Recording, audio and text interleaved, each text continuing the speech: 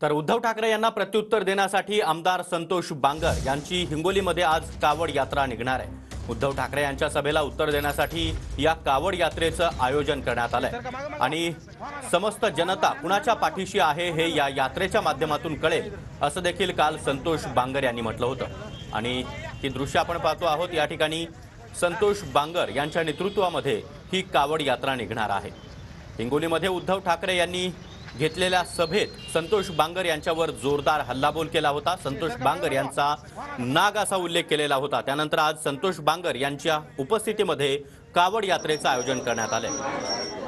Hello आणि या संदर्भात अधिक माहिती देण्यासाठी आमचे प्रतिनिधी अक्षय मंकणी सध्या आपल्या सोबत आहेत। अक्षय, उद्धव ठाकरे यांना प्रत्युत्तर देण्यासाठी संतोष बांगर यांची आज कावड यात्रा।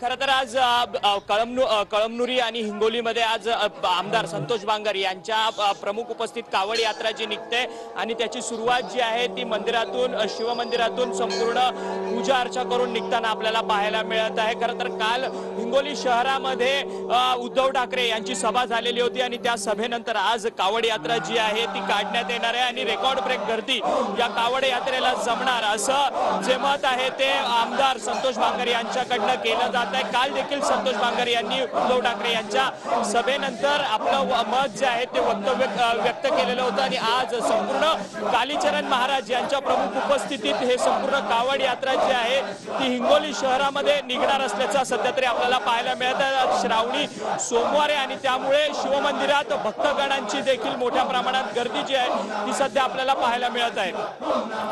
नक्कीच अक्षय, तर या कावड यात्रेवर आपलं लक्ष असणारच आहे। संतोष बांगर हे उद्धव ठाकरेंना आज कशा प्रकारे प्रत्युत्तर देतात हे देखील पाहणं महत्त्वाचं आहे। धन्यवाद तुम्ही दिलेल्या या सविस्तर माहितीसाठी।